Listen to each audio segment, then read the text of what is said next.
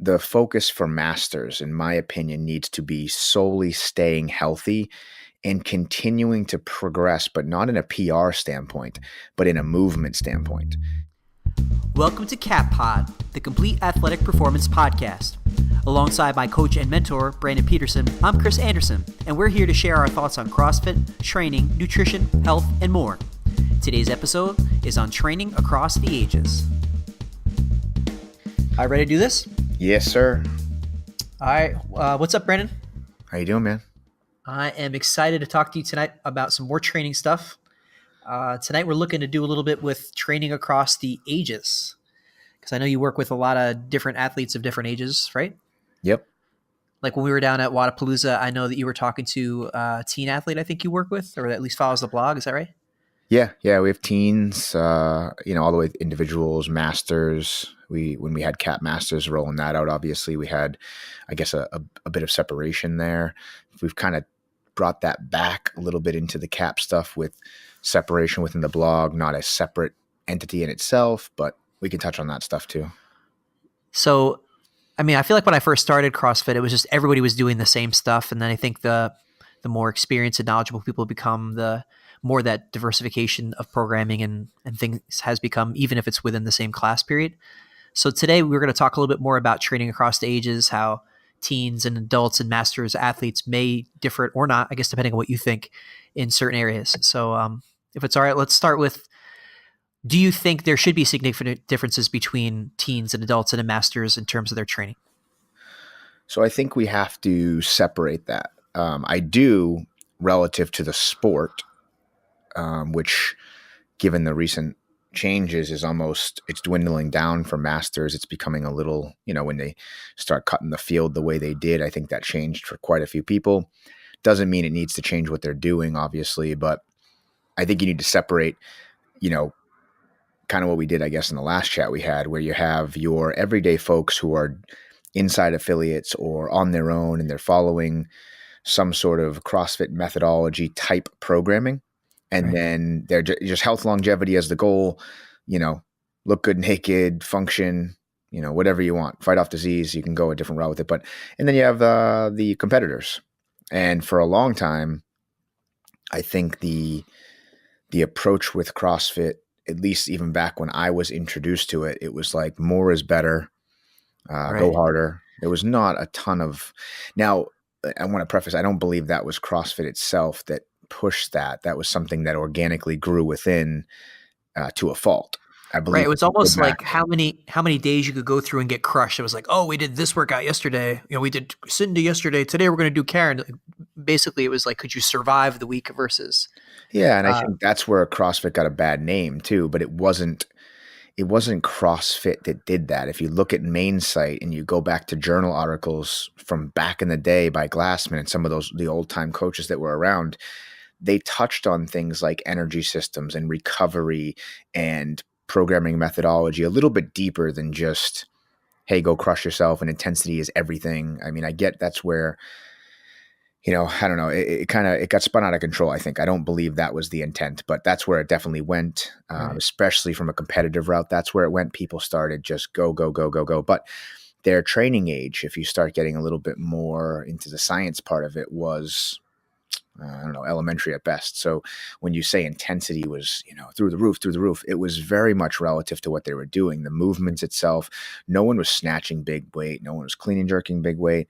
Muscle ups, if you watch the games episodes and things from the past, it was like, it's crazy. I think Annie Forsdaughter won the game and maybe Khalipa won that year. And like they were doing singles and doubles and failing. And, it was it was like horrendous looking muscle ups, but that's just where the sport was. So when people say, oh, they're crushing themselves, it's like, a lot of it was very much relative to the times. So the intensity was dictated without them even controlling it, meaning intensity now. I just had this conversation actually with one of the athletes at the gym tonight, and she's newer. She's a coach at our gym as well. But I said, your intensity isn't there quite yet. You can afford to put in a few more sessions and some volume because you're not truly at maximum potential relative to intensity. So I'm not yet concerned about the overtraining or something that gets, some things like that get brought up a lot, but it's just not there yet for her. again, it's managed, obviously. It's not just saying go add in 1,000 things, but where she's at with her current level of sport, with her individual movements, she's just not going to be pushing certain intensity levels with add-ons and some gymnastics movements that others could, that you really would have to manage individually. And I think so. Just back to the question of the training age and should they be doing, it's like, affiliates across the globe, and not all do it right, but I believe the intent is there, at least that they're trying to, but folks should just do class. Do I think gyms, in my biased opinion, should have different phases of programming? Yes. And that's solely because we do, and I love it. I believe in it. When I'm programming for affiliates outside of our walls, and at this point we have quite a few, I always, tend to go the route to advise towards that. It doesn't mean that their coaching staff or their facility can actually handle that or wants that, but I do believe in that sort of methodology and that programming where not everyone is doing the exact same thing, where there is some stimulus difference, where there's some target difference from, for instance, folks who are back squatting and some folks who honestly should never back squat in their whole life. They simply don't have the motor patterns or functions or mechanics to be doing that. They should focus on single leg work, unilateral work, and build. And yeah, eventually maybe they'll front squat and back squat and so forth, but they shouldn't be doing that from day to day. So I do believe there should be phases, but in general, the everyday, person who just looking to get healthier, fight disease and so forth. Yeah, everyone should do the same thing. I just believe there needs to be proper modifications or scaling or whatever you want to call it by the coaches, by the affiliate. And it needs to be an informative thing where their membership is much, I don't know, informed again, but much more informed and educated on why they're doing things. You definitely hear that a lot with affiliates.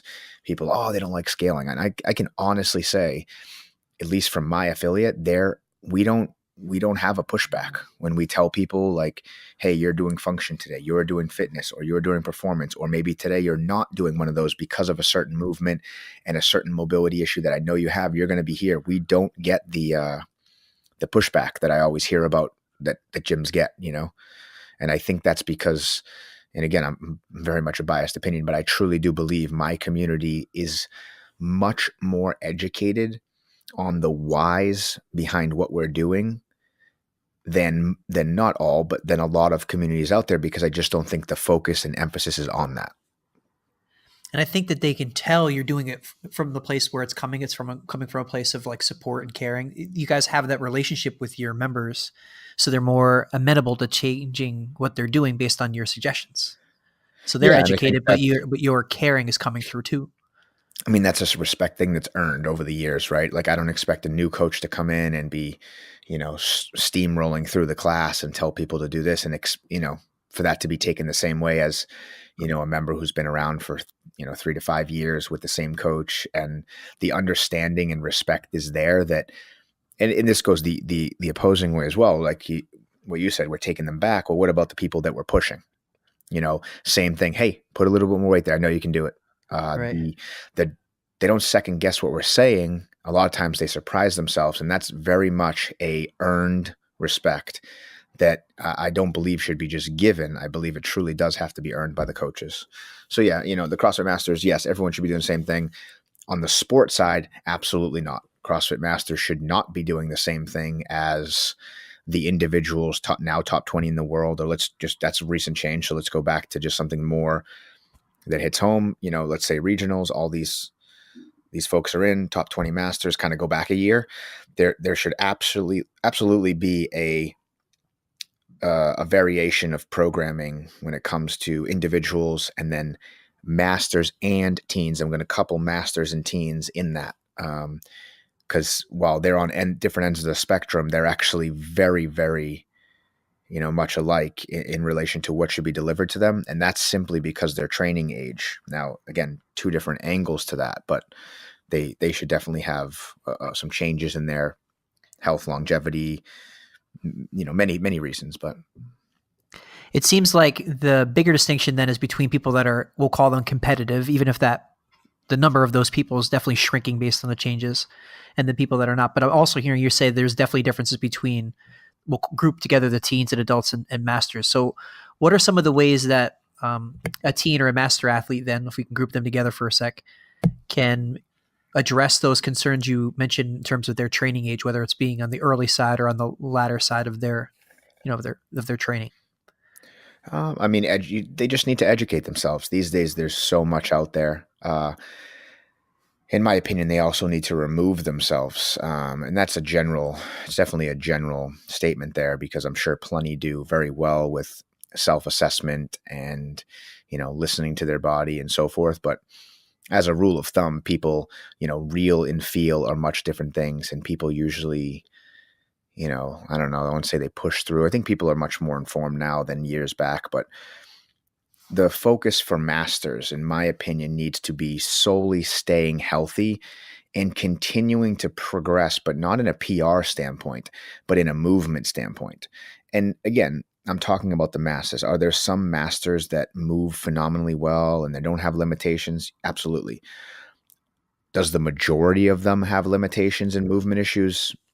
I think so personally. So if they focus the attention on those things, I believe they going to have a much longer career. Sadly, you're seeing in the Masters division, especially, tons and tons of injuries, and some are purely inevitable. You are choosing a sport that is a little tough on the body, especially shoulders and certain aspects, but you can absolutely mask and compensate for a lot of that by understanding, educating yourself, knowing about assistance work, proper recovery stuff, almost from a PT anatomy standpoint.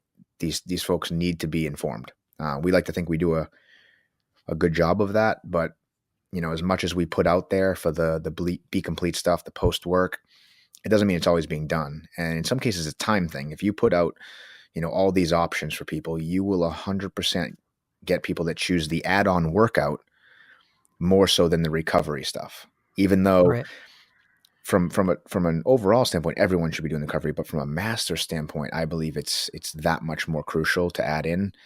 It's just not sexy. It's boring. It's tedious, right? They don't want to do it. So that becomes a certain maturity of sport. I like to consider it. It's not a maturity of the human. They're older. They have families. Some of them, much more successful lives than me and so forth. But from a maturity of sport standpoint, they're like elementary at best, right? And a lot of that has to do with, if you look at masters, again, there's a select few that were high level athletes, and maybe there's a larger portion of the field nowadays, but there's still plenty that didn't do much with sport their whole life. They didn't compete their whole life, but they've worked their ass off to achieve this.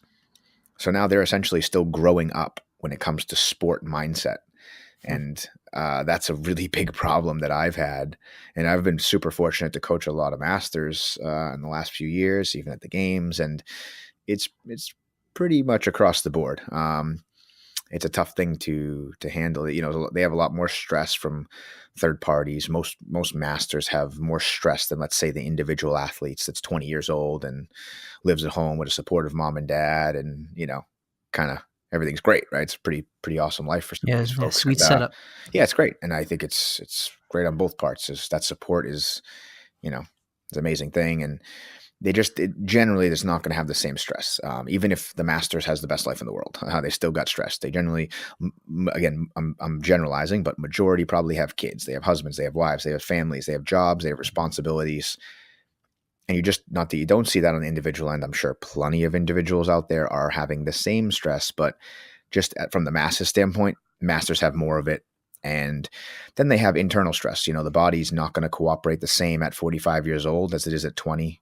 Sorry, just the way it is. Science takes over, evolution there. But some people, they don't want to buy into that. They kind of believe they can keep up with the young guns, which is fine. And I respect that mentality and that competitive nature, but it's just plain wrong. And to not address it and be intelligent with your plan of attack will most likely put you on the sidelines. Or, if you're one of the few that just doesn't get injured and gets lucky, it doesn't mean the progress is still going to be there how it could be. And you're seeing that sadly a lot in this sport. So I'm hearing a lot about like post-workout stuff. One of the things I remember from coming up from a CAP Masters training day, a couple I've been to, is how extensive the warm-ups were. Just trying to get your body ready to really start doing that, Olympic lift or whatever might be the next component or the first real component of the workout. So can you talk a little bit about the warm-up side of things in terms of addressing different ages, the teen, adult, and master athlete? Yeah. Um, so I guess, yeah, as much as I guess the emphasis on our conversation just went to post, but pre is just, I mean, just as important equally, if not more. I mean, you could probably go either way, but yeah, the warm up, but you noticed that, but you and I had obviously had conversations about that. You saw some of the warm ups I've even thrown in prior when you were doing a little bit more individualized stuff versus now where you do the class plus some add on stuff. So you're most likely warming up with your class there, but the, yeah, the warm up needs to be long, I guess without going into detail or breaking down like specific workouts and then saying, hey, what's the warm up? But if folks want to get an idea, you can go on, like if they go on completeperformance.com, the Cap Masters part of it is down. Now it's just kind of merged into the blog, but we're putting warm ups there. And if they go back a ways, you'll see the warm up. But yeah, the idea is to get properly warmed up, activated, mobility out of the way, lots of activation stuff. And yeah, you're really sweaty, body's loose, Oh body's yeah. ready for training. And see, some people view that like, well, I'm gassed out now. Like I just Right. moved so much. And well, that is valid in some instances. I don't see the problem there for most, because a lot of times we're going to even build out the aerobic system, like almost manipulate the athlete without them even knowing. So if you look at the masters training for the longest time, even for the folks that I've individually worked with, and even now, the volume is much lower. It's in theory based on, I don't believe a master athlete, and honestly, most athletes should be training longer than 90 minutes from start to finish. Now, there's some gray area because certain assistance work and certain add-ons don't Might take require longer, right? a ton of focus or a ton of attention or energy. So you can definitely get away with hitting those at lower volume, lower intensity, and you could still see a lot of progress from there. But 90 minutes is a good window from start to finish. Warm up, activation, workout, strength, whatever you're doing, our complete phase, whatever you want to call it, post workout assistance, whatever it is, done. Cool down if you need, whatever it is, you have that full 90 minutes. You can keep the attention span going. You can keep focused. You can keep the energy levels up. You can, from a nutritional standpoint, dial in your diet and nutrition a lot better for a 90-minute window of work versus I don't know. I've heard some crazy stuff, 3-4 hour, periods of the day people are going. It's like, to me, break that up. And I get some people can't, they only have these certain windows. Well, then that is where I believe in individual programming, and it becomes a little bit more dialed in. Take advantage of the small windows, but it's why we always encourage, like, our competition phase of complete athletic performance versus our performance phase. Performance is for 1 session a day. Competition is for 2. Competition should not be squeezed into 1 session just because you can. You're missing the point. I've always said that, and it's, you write that on the blog, but sometimes it's hard to get through to people when they're just jumping on a free blog online with open source programming. I can't get the message across sometimes. So we need to do a better job of relaying the setup. And we are going through some actual site changes now to, I guess, get that out there. And we should probably do a damn whole podcast on that. But yeah, it needs to be, I like 90 minutes. It's just I don't know. That's the number. You could do 60, but 90 minutes is a good window. Our Cap Masters programming, when that was out specifically, which was totally separate from Cap, that was based on 90-minute windows. Just like our performance is now, just like the teens and masters are set up now. It's 90 minutes. And then you get the competition side of it, which is, again, not for the masters, but essentially for 2 sessions a day. And so is it better for that athlete maybe that can't do the 1 session to choose elements of? Like what would be the better adjustment for that athlete to make, do you think? Meaning you look at the competition one that has 2 and you pick which one what you need out of that. Is that what you mean? Yeah, I Yeah, guess that how could do be. they decide? Is that a good I mean, suggestion? I don't know a lot of people I don't know. So they just, if we look at like hits to the website per day and the amount of people I meet per year at, like, this year at Wadapalooza, I met so many people like, oh, I love the programming, been on it. I'm like, awesome. But I have no idea who they are. And it's my first time meeting them. So that's like even something we're kind of failing at, like reaching out to these people. Which again, we need a better capture system, I guess, which is what we are going to try to do as far as having a login for the site. Still free and open source programming, but for the generalized people, I guess. And but having a way to capture information so we know who's following along, so we can reach out, we can assist more.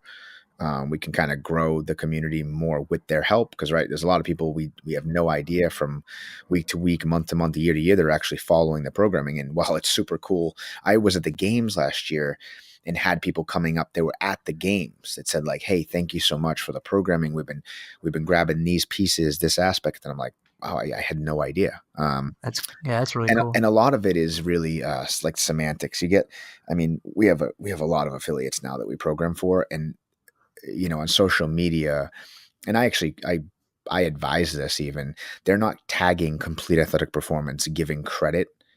And I don't expect that or nor want that. If it was me, it's their affiliate. They want attention and credit to come back to them for the programming. That's cool. Like, doesn't bug me at all. But in doing so, we're not really realizing or knowing who's out there, who's on the programming that's following a blind, because sometimes their affiliates don't want them tagging something else, right? They want to keep that internal, which is, again, totally fine. Don't care whatsoever. But we don't have a system to know that they're even there. And there's been many instances where, and probably the biggest one is they're like, man, it's loving the programming, but it's a ton of stuff. And I'm like, really? Like, what do you, give me an example. And well, last week it was this, this, this, this. I'm like, that's completely intended for 2 sessions. Oh, really? And like, yeah, that's why it's so much. It's for those people who are attacking it twice a day, who have the luxury and the time to do so, or the goals that maybe line up with that. But for folks who are doing 1 session a day, masters, really anyone who's got a full-time job, family, stress, all those things, 2 sessions a day is not feasible, nor is that stress internally going to do anything beneficial for them with their current lifestyle. So that's where I kind of break up the 1 and 2 sessions a day. Again, not to say masters can't do 2 sessions a day if they choose, but if that was the case, I think they should find a coach. There's a lot of great coaches out there. There's a lot of programming folks out there that get it. And they should probably contact them. So, because 2 sessions a day for a master's athlete, in my opinion, better be very dialed in. The To coach the better, specific athlete, right? yeah, to the specific athlete, to their training age, to their, where they are in their career. When by career, I mean like the sport, where they are from a training age and what what they can handle. You get a lot of people that, whether young, old, doesn't matter, they can't handle volume. They handle intensity better for growth. And I've had plenty of athletes that do not handle the intensity very well, but they can handle tons of volume. So now you gotta play with it with them. You need them to touch on the intensity pieces, because you can't expect them to go to competitions and just miraculously manifest that sort of mental game plan and manifest that fitness level to be able to produce that much energy and that much effort. But so you got to touch on those intense sessions, but it doesn't have to be the main focus, if that makes any sense. They can still make plenty of gains and growth based on volume more so than intensity. And then vice versa. Some people really strive with intensity and less volume. What do you think about the role of rest and recovery? Because it sounds like you have to be, listen to your body. You've got to have people on the outside looking at you to try to figure out how to best maximize your training. You get the discussion you just had about intensity, versus volume. But what role does rest and active recovery play across the ages too? And how are they different for the teenager versus the master? So teens are, I try to be super open and honest on teens. I think anyone that gives straight answers on teens is somewhat bullshitting.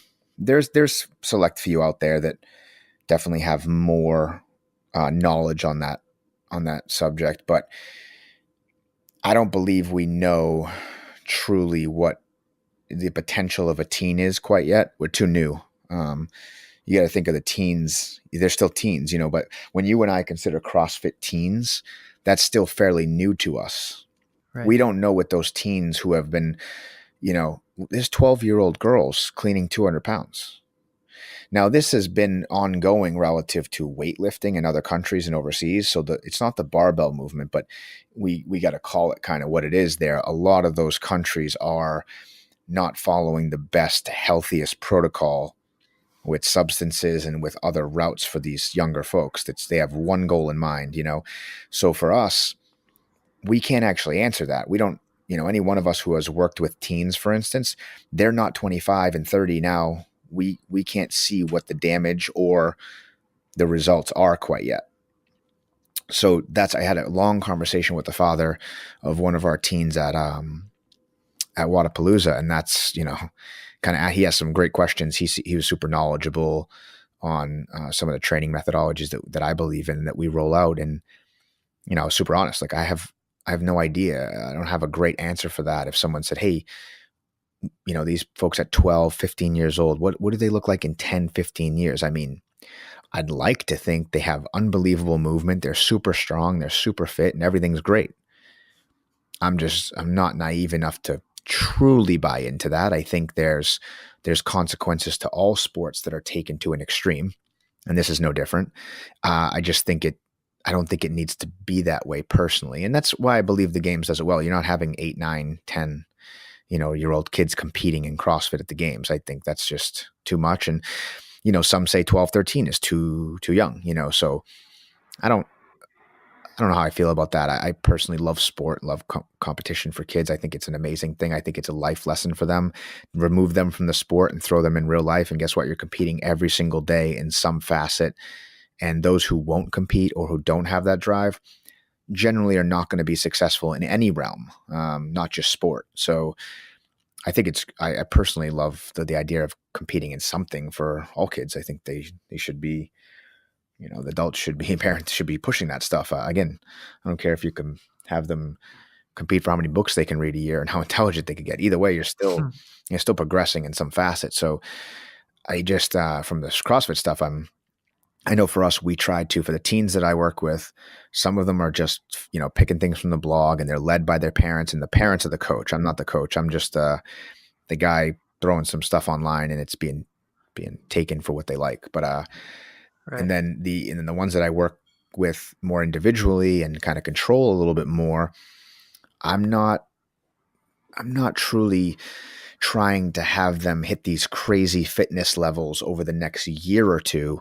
At least from an individual design standpoint, if that's what they're doing, it's like a 5-year program. And that's honestly, I said it to a few people, I'm just not willing to absorb that. Meaning, could I get them, you know, unbelievably strong, probably unbelievably quick relative to hormones and, you know, life stages that they're growing through? Yeah. I mean, I would assume so, just based on science and the human body, but I'm not willing to absorb that 3 years from now when, you know, a parent emails in and says, wow, you know, my kid was all in and now they, you know, have arthritis at 20, shoulders that are destroyed. I just don't believe that the younger folks should be working out 2 and 3 times a day. And again, that's a personal opinion. Plenty of those teens are working out literally 3, 4 times a day, more than individuals. They're crushing it. They're PRing. They're strong. I'm not confident enough in the data that we have to fast forward 10 or 15 years. Maybe CrossFit is dead. Maybe there is no sport of fitness. I don't know. And have those folks, you know, who at the time maybe shouldn't have been able to make a decision for themselves. You know, when I'm saying this, I'm referring to like a 12, a 13-year-old guy or girl. Right. And again, that's why we keep the teens almost at a young training age, even though it is a young training age. But we keep the volume very low. The intensity is controlled. Again, if they pick and choose things out of the blog and do what they want, there's not a ton we can do. But again, I like to think that if we put a ton of educational pieces out there, we inform the coaches at their affiliate or the parents who are leading them, we've done a better job of managing that. So You've talked, and maybe we'll end here, a lot about, you know, becoming more knowledgeable. Are there, aside from your blog, are there other resources you suggest for people to, you know, to become more knowledgeable, to be able to take care of themselves better and make sure that they're able to train safely and effectively? are we just talking all ages or just masters or everyone? Well, it Yeah. sounds like it's more for the teens. It sounds like it's kind of the parents' purview to decide what they should and Yeah, shouldn't yeah. do. I So mean, I think I let's think go I masters think then. just like you could generalize it and say every single athlete in the world in all sports should be more educated and not rely on a trainer or a coach or someone one avenue. You should be, the more informed you are as an athlete, the more educated you are. Honestly, the better, if your coach is that good, the better they can do with you. To me at least, like there's nothing more that I enjoy when I'm working with athletes who are actually informed on the body from a bio standpoint, from a movement standpoint, PT, whatever it may be, you want to look at it. They are much easier to work with. They're much more tuned, in tune with their body, with what's happening, with what might be happening. You can make a lot more progress with an educated athlete. So yeah, we don't put out enough, to be honest with you. That's the biggest part of why we're doing this. That's why the website's being rebuilt. That's why we have a couple other avenues. We have done a poor job of putting out. We've put plenty out. I have lots of conversations. The affiliates that we program for, I have lots of conversations, lots of, I don't know, talks and so forth with information, but we've done a poor job of getting information out there from a blog standpoint, from a video, whatever it is. So we're gonna, first of all, we're gonna clean that up and put a lot more information out. Secondly, there's a lot of brilliant people in the world. There's many training programs out there that are doing individual programs that are also very much targeting the educational side of things, which again, we like to think we're also going to be going down that path, but honestly, that you can learn from every single person out there. So people should just sit on YouTube, Google stuff, find different programs. But honestly, the biggest thing I'd say is if it's YouTube or books are huge, pick specific things. Even me, I'm not a specialist in any. I guess bio would be a stronger suit for me, and maybe movement mechanics, especially from a gymnastics or weightlifting standpoint. But I'm not a specialist per se in any of that. Those are just, I guess, those would be my specialties if you're summing up my coaching experience. But there's a bunch of great books, great YouTube videos with super, you know, educate, like tons of education, tons of informative stuff. They just need to actually want to do it. Look on shoulder, look up many things. Power Monkey has some amazing stuff on shoulders. Um, Again, just search any PT stuff. You're going to learn a lot about shoulders and rehab and things to be proactive about. See, the problem with CrossFitters is, and again, it's changing, but backtrack 3 years, everything was, reactive. Like Right. crush My yourself. shoulders hurting. What can I do about it? Kind of deal Yeah, versus what crush am I doing yourself, to crush take yourself. care of my I feel shoulders? amazing. I'm gonna do 5 workouts today. 3 weeks later, holy shit, I can't move. All right, what can I do? Let me start looking into this. And then you have, mobility WOD, all this stuff that just to me was just absurd. You're having people way overdo it. Does the idea of like fascia and all that stuff gonna be beneficial? And of course, it's amazing stuff. That's why people have careers in it. But when you just throw it out there, and this is no fault of any one particular person, it's just the industry. You start putting all this stuff out there, people go to extremes. And you had people who were not mobile, were not flexible. They're mashing every day. They're doing this every day. Okay, bam, torn hip labrum. 3 or 4 weeks later. Why? Well, I don't know. You tried to max out your squat and squat clean at levels of from an elasticity standpoint that you didn't have before. You didn't have that mobility, that length of the muscle, and you just maximized it and then put it under load. You're going to have consequences in many aspects of that. So again, it's really easy to get educated these days because of social media. YouTube, you can learn anything on YouTube. I'm honestly fairly useless when it comes to like man stuff, like building shit and doing this, but like I've, more recently got into some of that stuff and enjoyed it, and you can find anything on YouTube. So people want to learn, say they want to learn about energy systems. Well, I wonder why my heart rate, why is this happening in this type of movement? Cool. Sit on YouTube, read about it, listen about it. You will walk away much more educated each time you put in that time. And then same thing, movements, just YouTube, Google, find out ways, rehab stuff. Again, a, a proactive approach to everything we've discussed today is always going to win.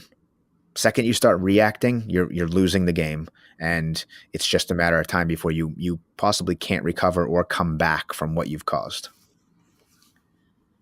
Well, it sounds like there's definitely different degrees based on your ages, but it's also really important to get out there and try to find out stuff and to learn. There's plenty of opportunities for people to learn, right? Just got to put in the time. And I mean, right? This is biased, but I'm hoping people pick up a lot of stuff we're going to be putting out there, because that's the idea. We want to put out a lot more content. A lot of these other companies and programmers, and they're doing an unbelievable job, and it's now our turn to make a run at this stuff, put a lot more information out there and inform as many people as we can, educate people, just continue doing what we're doing, I guess, but be a little bit more, a little bit more public with it rather than in-house and only. So I'm excited for all the stuff we're rolling out for this podcast to continue, and just a lot of things that are upcoming, I guess. Well, it sounds good, man. We're looking forward to, keep working on this podcast, like you said, and get more of that information out from that brain of yours. Yes. Thank you, sir. I will, I don't know, chat with you soon for the next one. Sounds good, man. All right. Have a good night. Thanks. Thanks for listening to Cap Pod with BP and me, Chris Anderson. Please subscribe to our podcast on iTunes and to Complete Athletic Performance on YouTube. You can also find us on Instagram at Complete Athletic Performance and at CompleteAthleticPerformance.com.